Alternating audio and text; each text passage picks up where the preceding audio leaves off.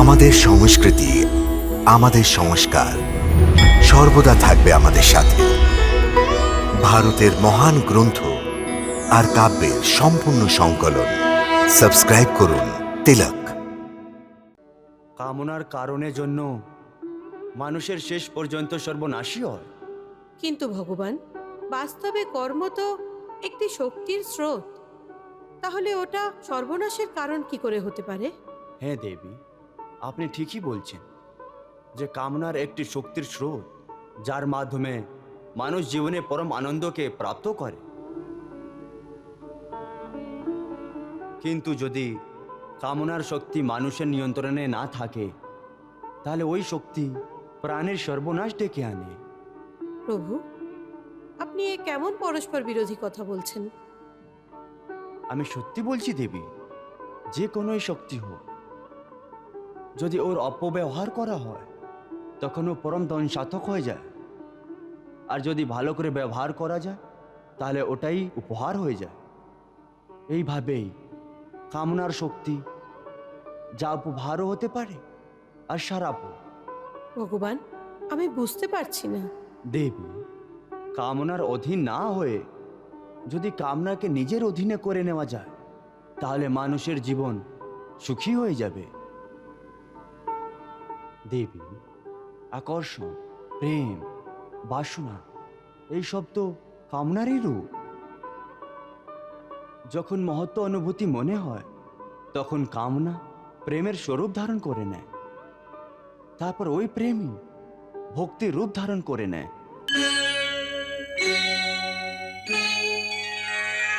সেই জন্য হে পার্থ, আনাশক্তি যোগের মাধ্যমে কামনার ওপরে বিজয় পাওয়া অত্যন্ত প্রয়োজন। কারণ কামনা পূর্ণ হওয়ার পরেও পূর্ণ হয় না। মানুষ বুড়ো হয়ে যায়, কিন্তু আসক্তি জনিত আকাঙ্ক্ষা কখনোই বুড়ো হয় না, কখনোই পূর্ণ হয় না।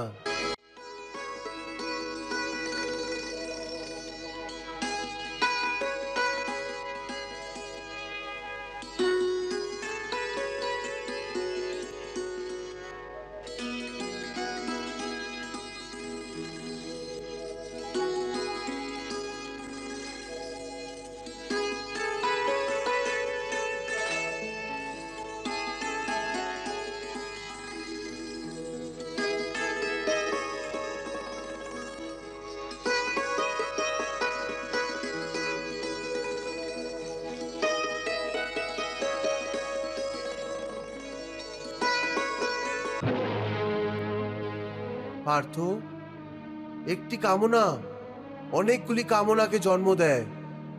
প্রত্যেক কামনার সাথে মানুষের তৃষ্ণাও বেড়ে যায়, আর তৃষ্ণার সাথে সাথে অসন্তুষ্টিও বেড়ে যায়। তারপর এই ধরনের অসন্তুষ্ট মানুষকে, যে কামনাগ্রস্ত, ওর উচিত এবং অনুচিতের জ্ঞান থাকে না। পার্থ, সেই জন্যই তো আমি তোমাকে বলছি যে তুমি নিজের আকাঙ্ক্ষাকে ত্যাগ করে স্থিতপ্রজ্ঞ হয়ে যাও। কারণ স্থিতপ্রজ্ঞই কর্মযোগের চরম অবস্থা। বাহ প্রভু, বাহ, কত সুন্দর কথা বলেছেন আপনি। হে মধুসূদন, তুমি তো বলো যে কামনাকে ত্যাগ করে স্থিতপ্রজ্ঞ হয়ে যাও, কিন্তু স্থিতপ্রজ্ঞ হওয়ার জন্য সবচেয়ে বেশি প্রয়োজন কিসের? স্থির বুদ্ধি। স্থির বুদ্ধি? কিন্তু মানুষ নিজের বুদ্ধিকে স্থির কি করে রাখতে পারে? আশা এবং নিরাশা দুটো থেকেই মুক্ত হয়ে বুদ্ধিকে স্থির করা যেতে পারে। বুদ্ধি স্থির হলে তাহলে ইন্দ্রিয়দের বিষয়ের বল ভেঙে যাবে। যদি কেউ কোনো ইন্দ্রিয়কে কেটে ফেলে দেয়, তাহলে কি ওই ইন্দ্রিয়ের বিষয় নষ্ট হয়ে যাবে? না অর্জুন, যদি কোনো দুর্ঘটনায় কারোর চোখ অন্ধ হয়ে যায়, তাহলে এটা প্রয়োজন নয় যে ওর চোখ রোগের কল্পনা করাই বন্ধ করে দিক। চোখ না হওয়া সত্ত্বেও ওর মন এমন এমন দৃশ্যের কল্পনা করতে পারে যা ওকে বিষয়ের মোহতে ফাঁসিয়ে নিয়ে চলে যায়। পার্থ, একজন অন্ধ মানুষ ভাগিবানের স্বরূপেরও কল্পনা করতে পারে।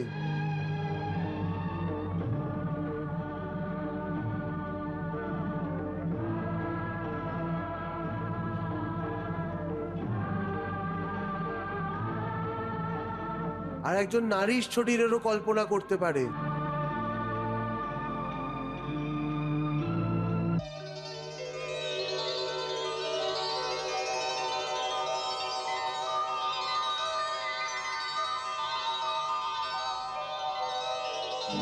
সুতরাং কোনো ইন্দ্রিয়ের হওয়া না হওয়াতে মনের বাসনা এবং আসক্তিতে প্রভাব পড়ে না।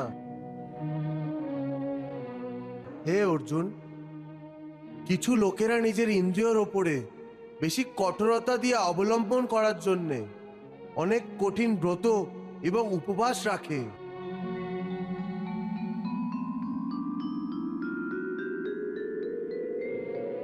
কয়েক দিন পর্যন্ত খাওয়া ছেড়ে দেয়। তা সত্ত্বেও যদি ওর মন ভিন্ন ভিন্ন ধরনের সুস্বাদু ভোজনের ওপরেই পড়ে থাকে, তাহলে জিদের সঙ্গে করা এই ব্রত এবং উপবাসের কি লাভ হয়?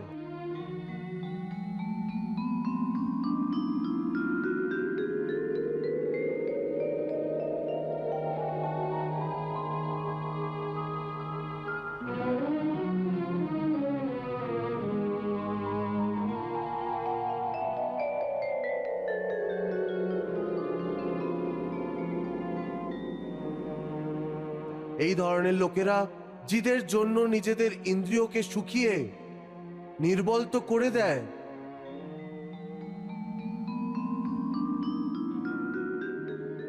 কিন্তু এটা করলে বিষয়ের আসক্তির ত্যাগ হতে পারে না। মনে রেখো, বিষয়ের থেকে বেশি ভয়ঙ্কর বিষয়ের আসক্তি। আর বিষয়ের আসক্তির ত্যাগ শুধু ইন্দ্রিয়দের সংযমে হতে পারে না। আসক্তির ত্যাগ শুধু মনের সংযমে হয়। যখন মন অধিকার মুক্ত হয়ে যায়, তখন ইন্দ্রিয়গুলি নিজের নিজের বিষয়কে ভোগ করেও এই বিষয়ের থেকে অধিকার মুক্ত থাকে। যেমন কমলের ফুল জলের মধ্যে থেকেও শুকনোই থাকে, জলের একটি ফোঁটাও ওর পাপড়িতে দাঁড়াতে পারে না।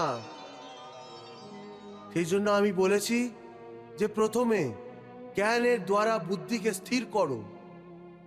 বুদ্ধি মনকে স্থিরতা দেবে, তারপর মন ইন্দ্রিয়গুলিকে এইভাবে টেনে নেবে, যেইভাবে একটি কচ্ছপ ভয়ের বিন্দু মাত্র সংকেত পেয়েই নিজের ডিমকে নিজের ভেতরে সমাহিত করে নেয়।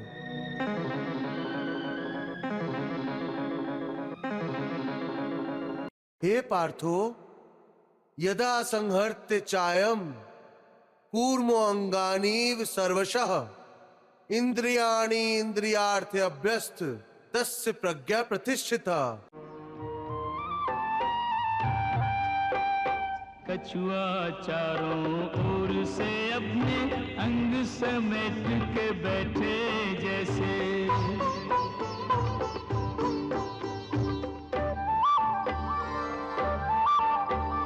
सारे भोगों से खींच के इंद्रियां एक स्थित प्रज्ञा रहे स्थिर ऐसे। इंद्रियां जिसके वश में रहे, इंद्रियां जिसके वश में रहे, हो वो स्थित प्रज्ञा अनिस्थिर कैसे। इंद्रियां जिसके वश में रहे, हो वो स्थित प्रज्ञा अनिस्थिर कैसे। मेरे परायण होके जो बैठे मुक्त रहे वो अधर्म के भय से। मेरी शरण में आके जो बैठे युक्त रहे वो आत्म विजय से।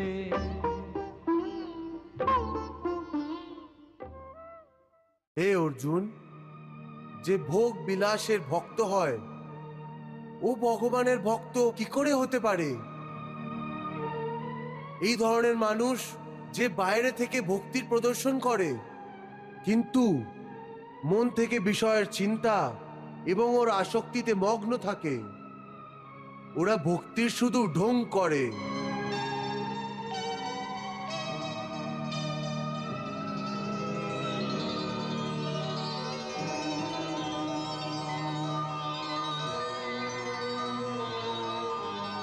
ওরা যোগী না, ঢঙ্গী হয়। এদের মিথ্যেবাদী বলা হয়।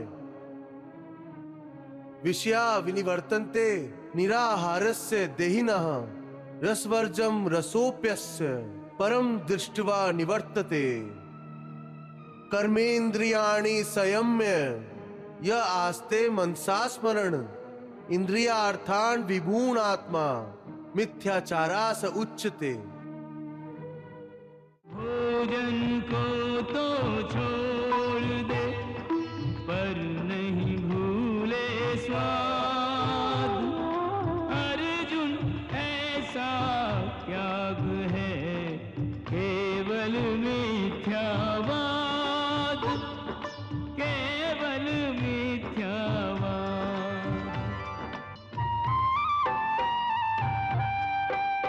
इंद्रियों को हठ पूर्वक रोके, विषयों से मन को न हटाए।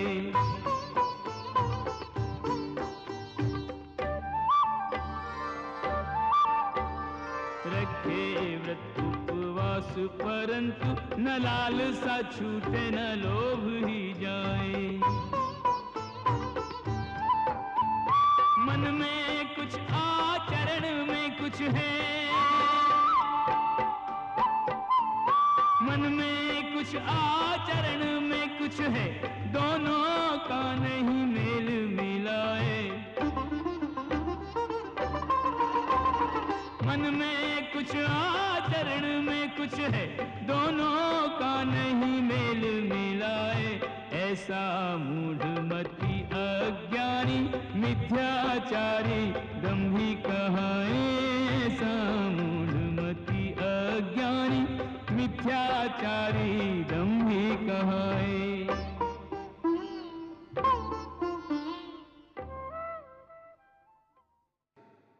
পার্থ, স্থিত প্রজ্ঞা মানুষের বুদ্ধি স্থির থাকে, নিজের মনের ওপরে ওর নিয়ন্ত্রণ থাকে। স্থিত প্রজ্ঞাতে ভোগ এবং উপভোগে রস এবং অশক্তি হয় না। ও শুধু অশুভ বস্তু প্রাপ্ত হওয়ার পরও না প্রসন্ন হয় আর নাই দুঃখী হয়। পার্থ, এই ধরনের মহাপুরুষদের সম্পূর্ণ বিশ্বাস থাকে যে ঈশ্বর সদা সর্বদা ওর সাথে আছে। সেই জন্য ও যে কোনো পরিস্থিতিতে অস্থির হয় না।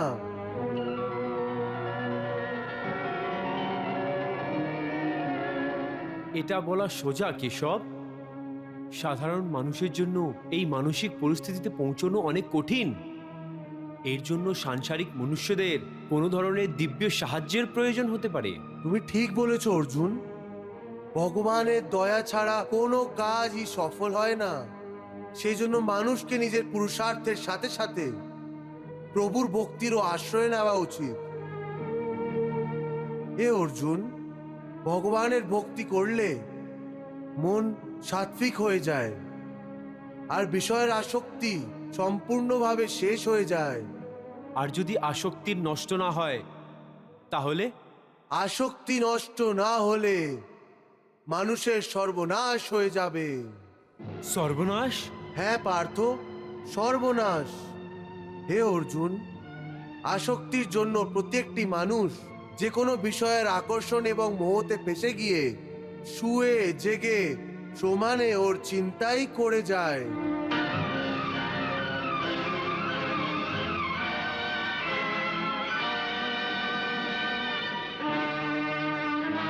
যেমন কোনো মানুষ কোনো সুন্দর স্ত্রীর প্রেমে পড়ে যায়, যে জেগে ওরই কল্পনা আর শুয়ে থেকেও ওরই স্বপ্ন দেখে। এইভাবে ক্রমাগত চিন্তা করে আসক্তির ভিতে কামনার অনুভূতি জাগৃত হয়।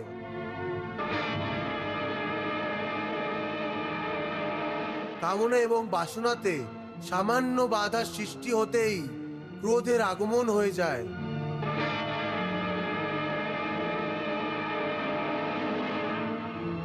যেখানে ক্রোধ আছে ওখানে সম্মোহ অথবা অবিচার অথবা অবিবেকও এসে যায়।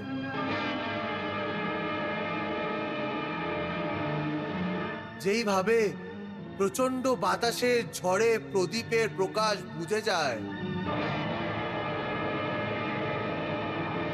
ওইভাবেই কামনার অবিবেক ঝড়ে মানুষের স্মৃতি নষ্ট হয়ে যায়। আর যখন স্মৃতি ভ্রষ্ট হয়ে যায় তখন বুদ্ধি নষ্ট হতে কত সময় লাগতে পারে পার্থ?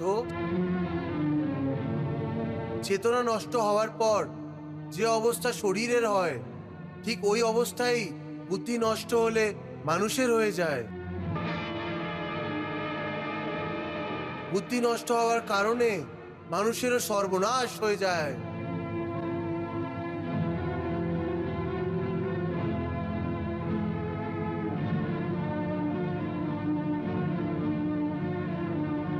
ध्यायतो विषयान् पुंसः संगस्तेष उपजायते संगात संजायते कामः कामात् क्रोधा अभिजायते क्रोधात् भवति सम्मोहः सम्मोहात् स्मृतिविं ब्रह्मः स्मृतिभ्रंशात् बुद्धिनाश बुद्धिनाशात् प्रणश्यति।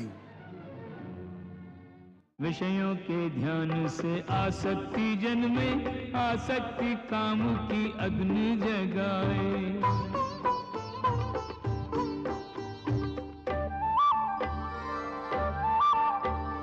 कामना पूर्ति में बाधा पड़े तो आए क्रोध जो बोझ मिटाए। क्रोध से मूढ़ता हो उत्पन्न, क्रोध से मूढ़ता उत्पन्न, ये मूढ़ता ही स्मृति विभ्रम लाए। क्रोध से मूढ़ता उत्पन्न, ये मूढ़ता ही स्मृति विभ्रम लाए। हमसे होता बुद्धि का नाश जो मानव को निज पद से गिराए। जिसकी बुद्धि का नाश हुआ फिर उसका सर्वनाश हो जाए। বাহ, কত গুরুত্বপূর্ণ কথা বলেছেন। কামনার কারণে জন্য মানুষের শেষ পর্যন্ত সর্বনাশী হয়। কিন্তু ভগবান, বাস্তবে কর্ম তো একটি শক্তির স্রোত, তাহলে ওটা সর্বনাশের কারণ কি করে হতে পারে? হ্যাঁ দেবী, আপনি ঠিকই বলছেন যে কামনার একটি শক্তির স্রোত, যার মাধ্যমে মানুষ জীবনে পরম আনন্দকে প্রাপ্ত করে।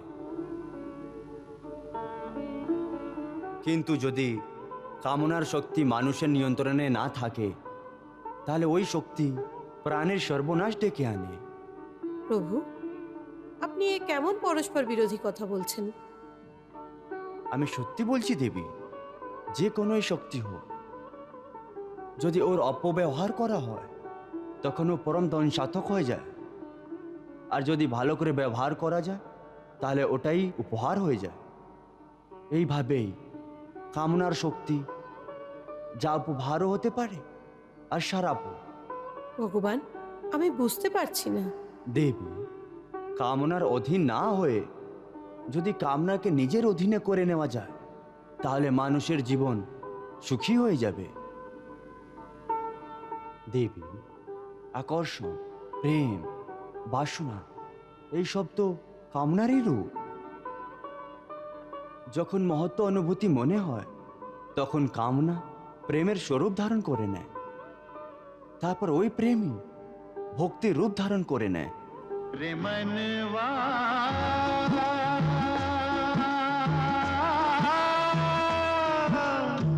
प्रेम जगत का सार।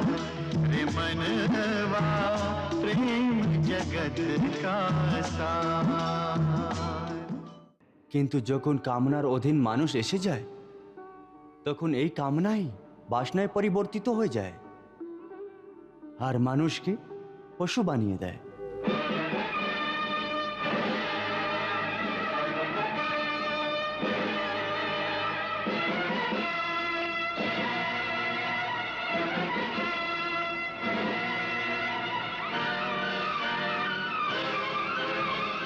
আর যখন মানুষ পশু হয়ে যায় তখন অত্যাচার এবং অন্যায়ের জন্ম হয়।